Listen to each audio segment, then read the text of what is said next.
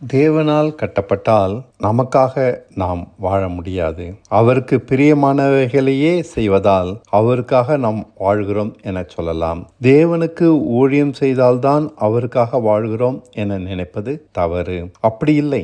எவனும் தேவனுக்காக வாழலாம். அவருக்கு பிரியமானவதை மட்டுமே செய்வதால் அவருக்காக வாழ முடியும். நமக்கு பிரியமானவர்களை மட்டுமே செய்வதால் நமக்காகத்தான் வாழ்கிறோம். இவ்விதமாக எவனும் சமாதானத்தை காண முடியாது. அவருக்கு பிரியமானதை செய்ய அறியாதவர்களாக இருக்கிறவரை நாம் குழந்தையைப் போல நடந்து கொள்கிறோம். ஒரு குழந்தையைப் போல சிந்தித்து குழந்தையைப் போல பேசுகிறோம். நீதியின் வசனங்களில் பழகி தேர்ச்சி அடைந்த பின் வெளிச்சம் அடைகிறோம். வயதுள்ளவர்களைப் போல சிந்திக்கிறோம். நீதியான வசனங்கள் நம்மை சீர்படுத்துகின்றன. 1 கொரிந்தியர் 13:11. சுயமாக குழந்தையைப் போல சிந்திப்பதை விட்டுவிட்டு தேவனுடைய பார்வையில் சகலவற்றையும் பார்க்க ஆரம்பிக்கிறோம். தேவ வார்த்தை நமக்குள் ஞான இருதயத்தை உண்டாக்குகிறது. அதன் பின்புதான் எது நல்லது எது கெட்டதென பிரித்து பார்க்க நம்மால் முடிகிறது. அதுவரை ஒரு கிளியைப் போல நீதியின் வசனங்களை ஒப்புவிக்கத்தான் செய்வோம், புரிந்து கொள்ளாமல். நீதியின் வசனங்கள் நம்மை கிறிஸ்துவின் தன்மைகளில் ஒவ்வொன்றாக பழக்குவிக்கின்றன.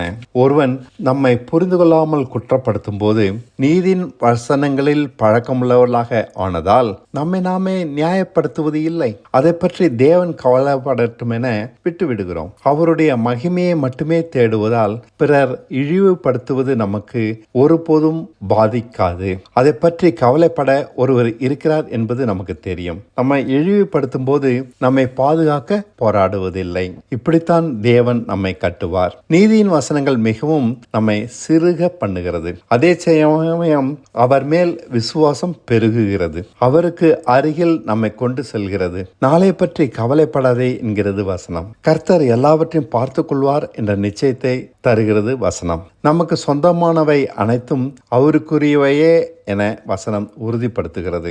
இப்படி பலவித வசனங்களினால் நாம் பழக்குவிக்கப்படுவதால் தேறினவர்களாக ஆகிறோம். தேவனால் இந்த விதமாக நாம் கட்டப்படும் போது சுயநலமற்றவர்களாகவே மாறிவிடுகிறோம். மறுபக்கம் அன்பில் தேறினவர்களாகிறோம். பல விதங்களில் கிறிஸ்து நம்மில் வெளிப்படுகிறார். நீதியான வசனங்களால் நாம் சிறுக ஆரம்பிக்கிறோம். கிறிஸ்து நம்மில் பெருக ஆரம்பிக்கிறார். நீதியான வசனங்களால் நாம் நிறைவடையும் போது இயேசுவை போலவே பூரணர் ஆகிறோம். தேவன் ஒருவனை கட்டினால் இப்படித்தான் நடக்கும். என்னில் நிலைத்திருந்தால் நீங்கள் அதிக கனிகளை கொடுப்பீர்கள் என்றாரே, யோவான் 15:5.